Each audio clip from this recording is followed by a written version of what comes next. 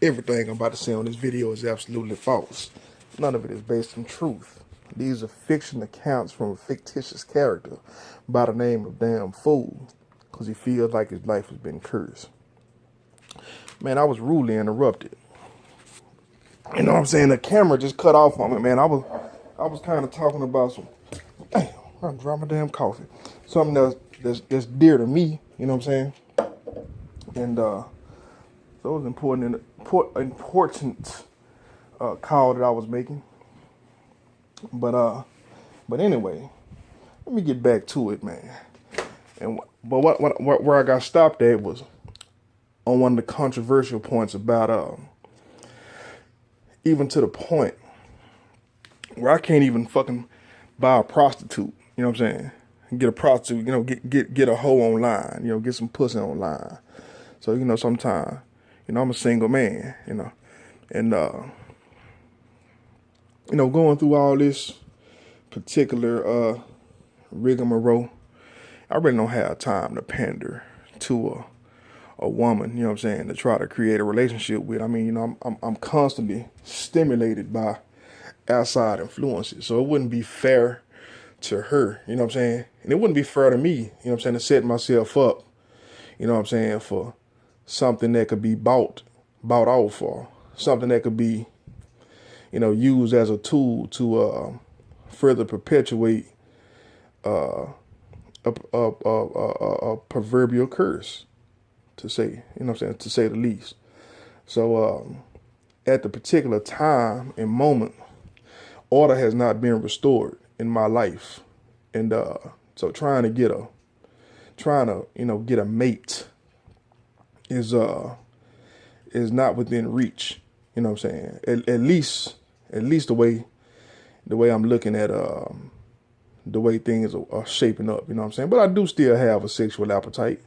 I do still need to make sure shit works. You understand what I'm saying? I do still like the feel and the scent of a woman, you know what I'm saying? So just saying, so to speak, I reach out to a female on social media, which a lot of the times I don't even act upon it. It's just something that you do. It's kind of like a ritual, man. You chase women.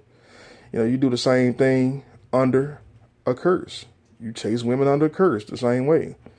And but the funny part about it, and the part that I was getting at, was it's even something that intervenes that I could meet a chick on social media and have one or two interactions with her through text or through email, just through the social media site altogether. And after 2 or 3 text interactions, the bitch just wither away, just disappears. And excuse my language, but we talking about untraditional stuff, so I speak of it in an untraditional sense.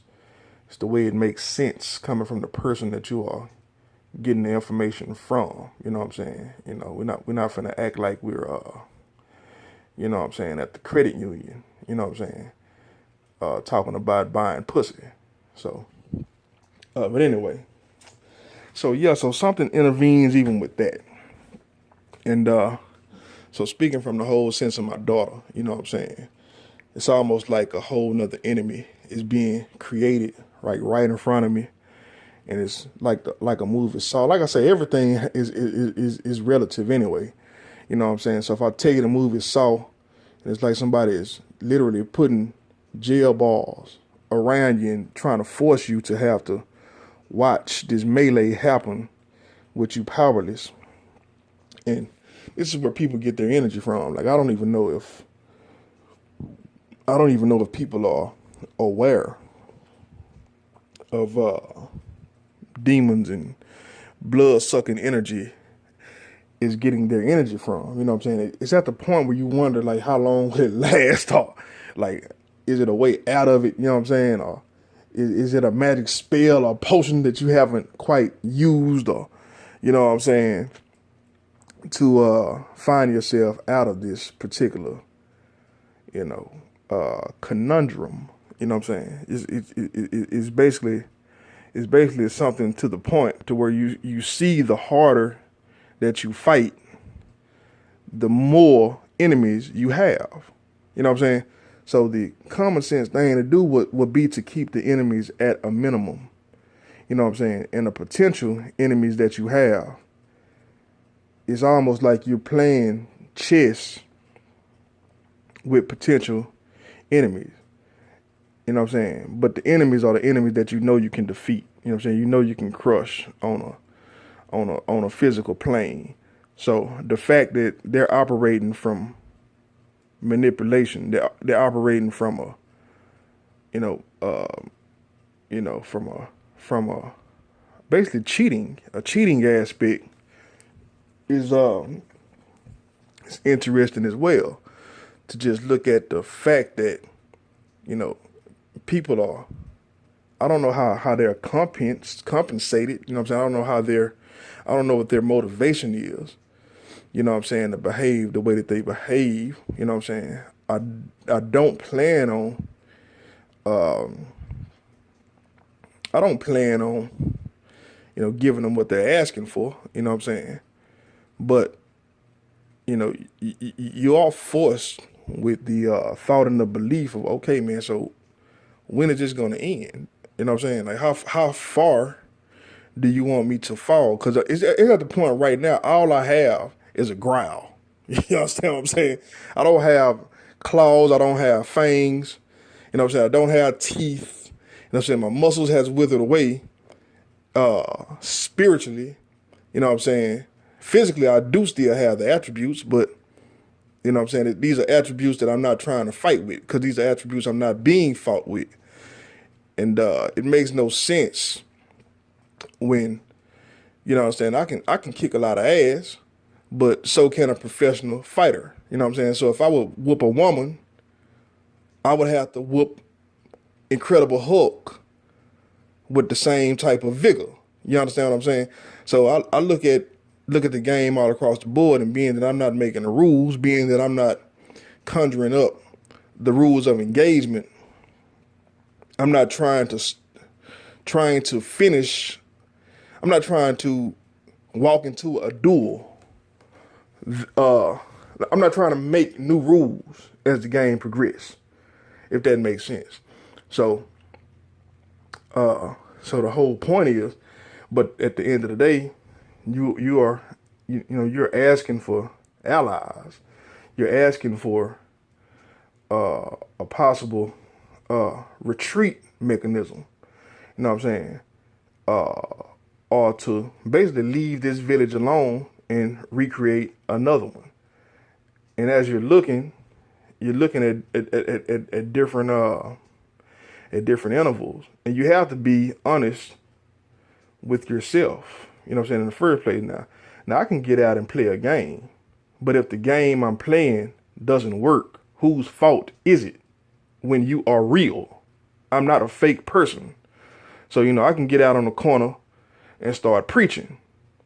But if I believe that the book that I'm preaching it just to get money, just to get by, just to get paid, and going against my own natural outlook and my natural breakdown, celestial breakdown of the word that I'm receiving, then I would be deceiving the person that I'm preaching to. Unless I tell them the way that I see it, or unless I order higher than me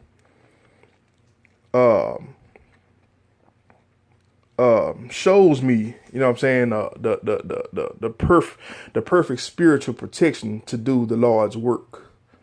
But at this particular point, to just jump out the window and start doing it on my own, from a spiritual sense, that would be impeding your own doom. You understand what I'm saying? If the spiritual practices that you have learned throughout the game is true, you know what I'm saying?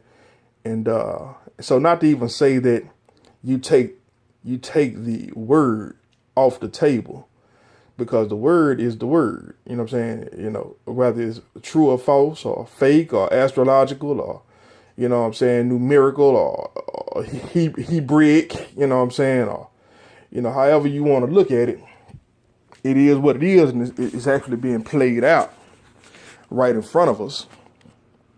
And, you know, right in front of us. And You know, being that I have somewhat of a sound right reasoning to look at it in particular ways and not look at it out of ignorance. Basically, I'm digging a hole trying to speak on this subject, but basically, it all comes back to, okay, man, it's being wrong. You know what I'm saying? And from a spiritual sense, it has to come from scientific or spiritual. You know what I'm saying? Because it's scientific. I'm scientifically being harassed. So, you know what I'm saying? And that's the whole point when I say science versus religion. You know what I'm saying? Or Scientology or whatever. And basically everything that people are preaching and teaching out here is science related, and it's down with religion. You know what I'm saying? From the things that I'm witnessing. Excuse me about that, man. Nose kind of itching, but from the things that I'm actually witnessing with my own two eyes, we're dealing with a science versus spiritual battle. And you can pray, you can stand in front of a train all day, man, and pray, but I don't think that son of a bitch gonna stop. You know what I'm saying? So that'll be your bad if you don't get off the tracks. Get off the track. So at this particular point, you know what I'm saying, I see the train coming. I know the train run over tracks, and still, you know what I'm saying, is somebody trying to draw a picture of me and put me on the train tracks.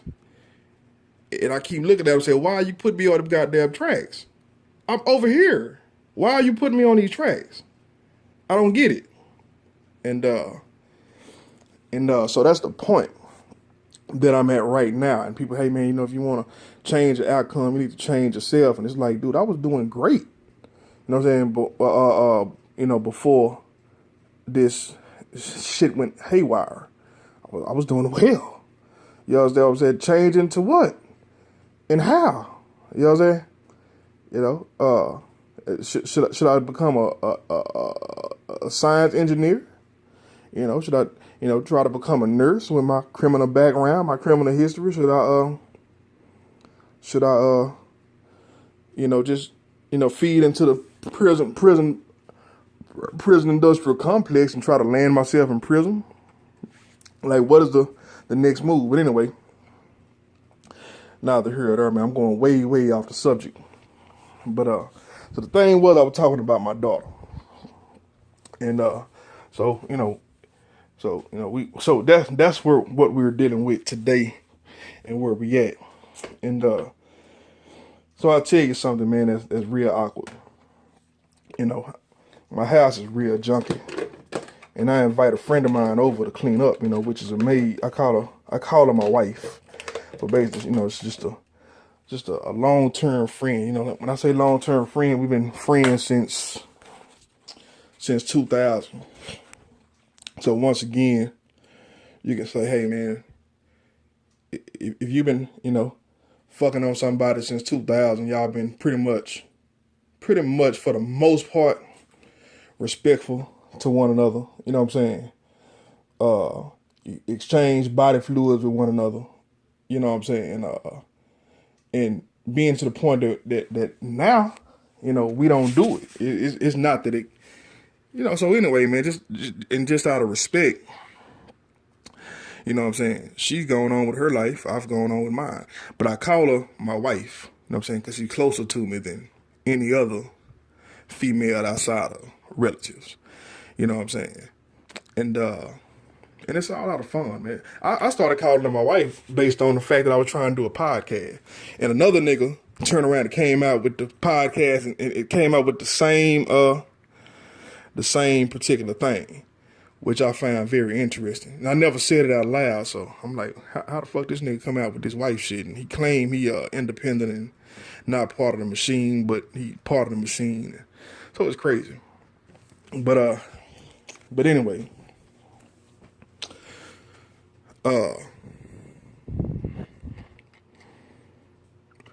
she offered to come by and clean up the house today. You know what I'm saying? And my thing was, hey man, I would allow you to, but I've been having a lot. I got a lot of bookkeeping that's all over the place. I also have a catering. Did a big catering job about a month ago, so I got big boxes of just miscellaneous shit. And I'm also into canning. I'm also into preserving foods. You know what I'm saying? It's all kind of stuff, and that has been since the last time she's been over. She was in a bad wreck a couple of months ago, so she hadn't been over since August. It's November now, so I think it's been like August. So she hadn't been over. So I tell her, hey man, I need to move. I need to get rid of all this, and I live in an apartment, by the way. You know what I'm saying? So I need to get all this stuff out of the way, this big stuff, so you can actually get in and clean up and actually have some space to wipe off tables, and you know what I'm saying, some space to move around. Right now, man, everything is covered. You know what I'm saying? And I'm a junky motherfucker on top of that. I'm a pack rat, man. I need to learn how to throw shit away. But so for the most part, it's a lot I need to do before I can trust you to come in my house and start cleaning up shit. So anyway, I was asleep when she actually called. Well, I was actually up looking at a corned beef recipe. I was about to take a brisket and prepare it in the corned beef and either make some for Thanksgiving or, you know what I'm saying, can it. You know what I'm saying, can it for a later date. You know what I'm saying, for a rainy day or whatever. So that's what I was doing, just sitting up there researching, corned beef, turning your own brisket into corned beef, basically. And so she called this morning. I'm like, hey man, let me come by and clean up. I'm like, what shit, come on. You got a lot of work to do, but if you're in a rush, because she was in a rush, needed that money I get. So I'm like, all right, it can be beneficial, it can be helpful. And what ended up happening, right? I lost a contract about a year ago. And when I lost the contract, they didn't tell me why why I was losing the contract. What I do for a living is kind of like a job. You know what I'm saying? It's I drive trucks and do different things with the trucks. It's very unorthodox. But where I was getting the majority of my money from was one place. And so I had this issue, man, back in 2005. I was working for Dart, and I got a call, man, from the union steward, and what he told me was, cut it out. I said, what? Excuse me, give me a second. But anyway, the brother said to cut it out, right? And I'm thinking to myself, cut out what? You know what I'm saying? Say, man, you got a phone, because he called me from the station phone that I was on. He was like, hey man, you got a phone so I can call you personally and tell you what's been going on. So I said, hey man, cool. So I gave him my phone number, whatever. It's 2005. This what pushed me over the first time, right? Because at this particular time, I'm not really knowing nothing about nothing, man. As a matter of fact, I'm making some motherfucking progress. You know what I'm saying? So I tell him, hey man, he called me and tell me, hey man, the word is you up there dealing drugs on the property. And I'm letting you know right now they own to you. And Brooks gonna come up there and talk to you, try to put you under investigation. You need to go on and sign up with this union, you know what I'm saying, before they try to put the smash down on you. And I'm thinking to myself, I'm knowing I ain't dealing drugs on the property. You know what I'm saying? And the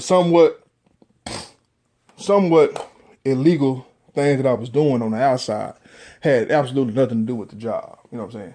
So basically, the few customers that I had was in the suburbs. You know what I'm saying? In the suburbs, I only seen them like once a week. And it was basically tongue in cheek, on the hush. And me going to work had nothing to do with dealing drugs. So I was like, excuse me, man. I was like, that's a goddamn lie. You know what I'm saying? So, hey man, let them put me on the investigation and let's see what they find. let's see what they find, man, because I know I ain't doing a goddamn thing. So, that's what I was thinking, man. They put me on the investigation. At the time, I'm not thinking about nothing. Then I just rented a house.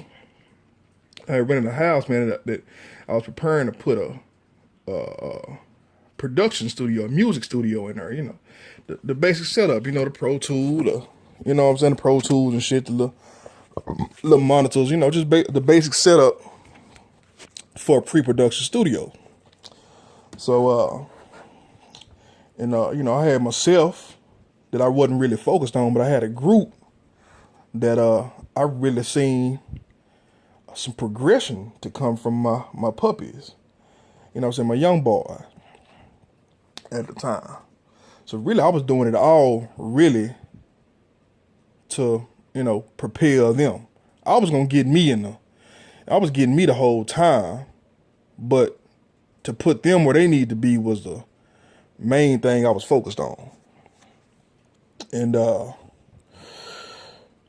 so at the same time that happened, the landlord from the house called me and told me, well, he ain't called me, he just left a bunch of stickies all over the house. I went to the house one day, man, I hadn't moved in yet.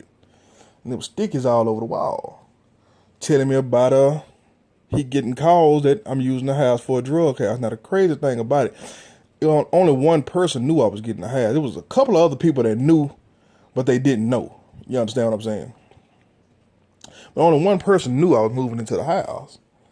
And I'm like, I know my nigga had just got out of jail and he just came to see me at the job. So I'm saying, I know my nigga didn't call my landlord, man, to tell my landlord to send undercovers to the house to get me busted. Cause that's what the landlord said he was going to do. He said, hey, man, you move into my house, you put burglar bars on there. I want a $10,000 deposit.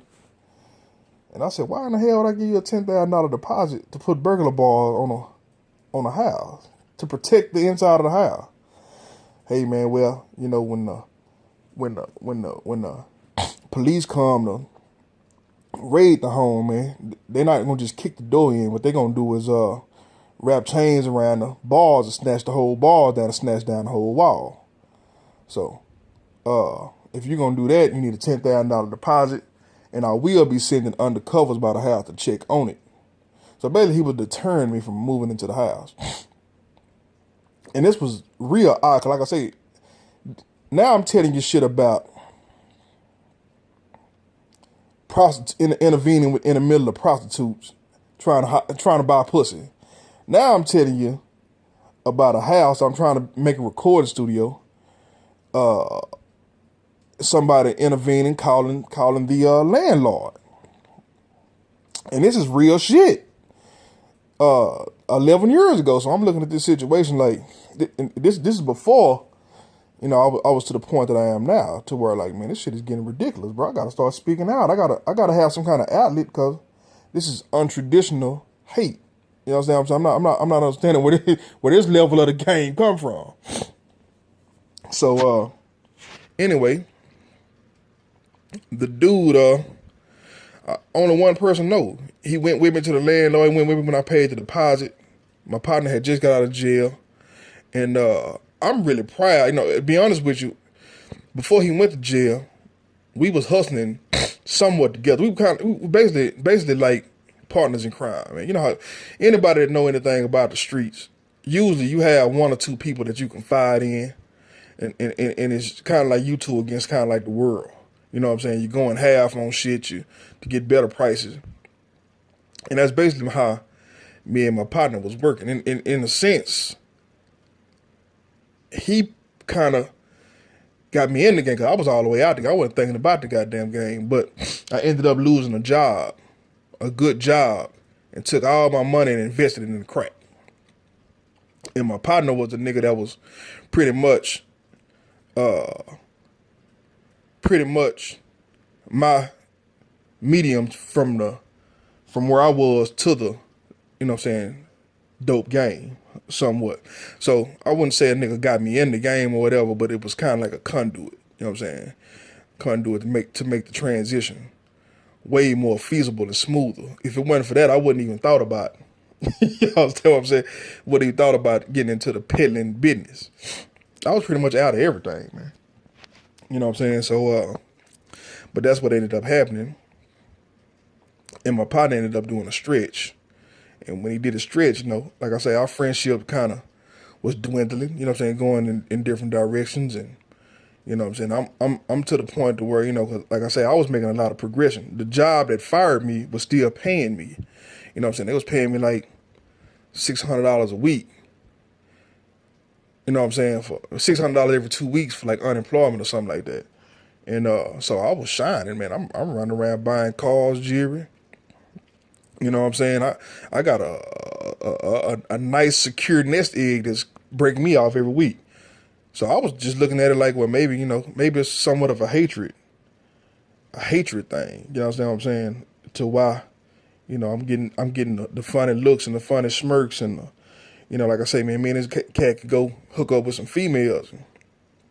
I'll tell him, hey, man, I had a nice time with the young lady. You know what I'm saying? We did this, we did that. He ended up calling me back with the bitch on the other line. You know what I'm saying? Hey, man, my dog said, y'all did this and y'all did that. And here she is on the phone. You know what I'm saying? I'm like, damn, my nigga.